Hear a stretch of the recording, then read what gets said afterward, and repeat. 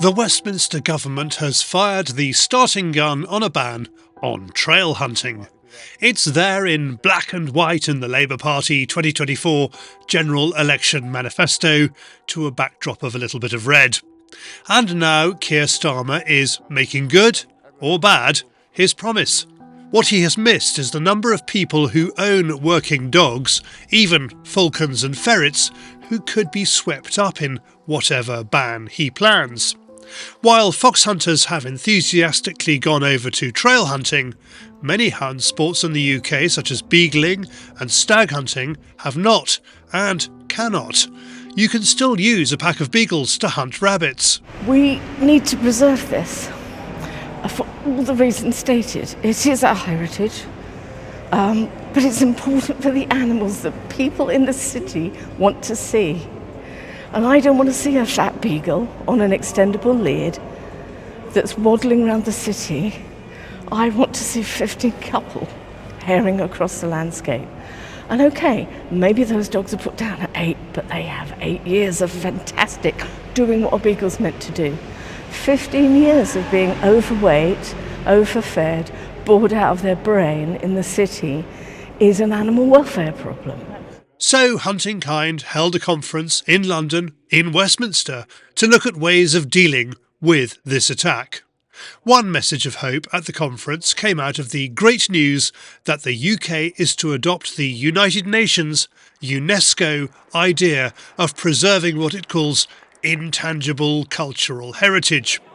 What could be more heritagey than hunting with hounds, falcons, hawks, long dogs and ferrets? This is something which communities and practitioners who are doing these activities can get their community and their activity inscribed, or to the first step is to be listed on the British Inventory of Living Heritage.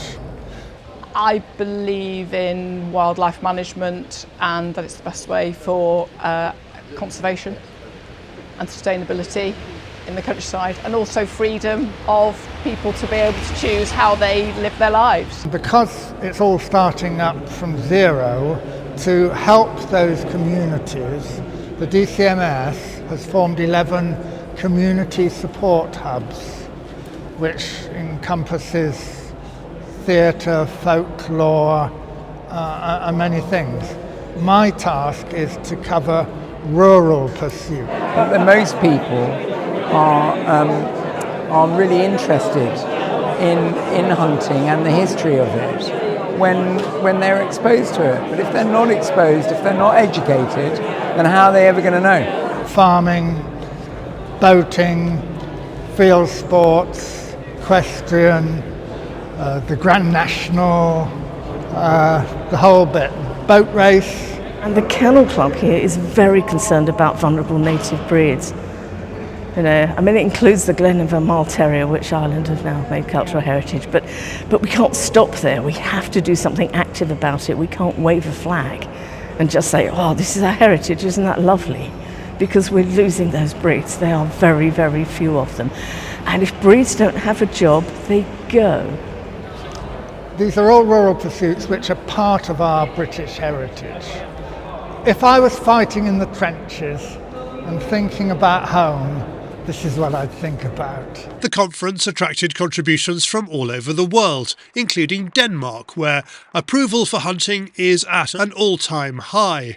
Niels Sondergaard explains why. I think the main thing is that we are honest about what we are doing, and we actually invite the public to see what we are doing.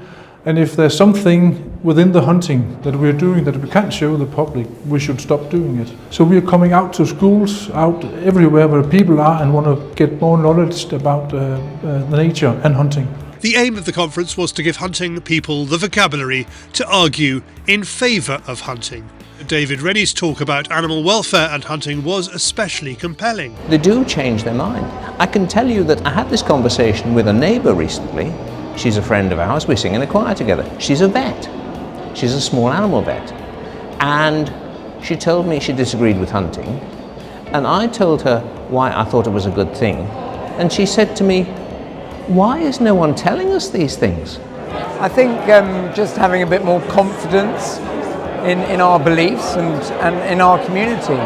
For organiser Ed Swales of Hunting Kind, it was a chance to bring together the people and the arguments that might not defeat a massive government majority committed to banning trail hunting, but will make it far, far harder if Starmer wants to ban lurchers, terriers, even gun dogs as well. It's exceeded all my expectations. I'm absolutely delighted because we made it bigger. Those speeches took the argument away from just mounted fox hunting, away from what the government's trying to target, and it broadened the mind. It brought in other very important questions from science, anthropology, law, politics, cultural heritage, particularly important.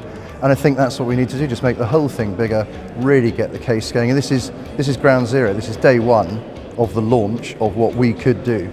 A video of the whole conference is going up on the Hunting Kind YouTube channel over the next couple of weeks as they edit it. Link in the description below.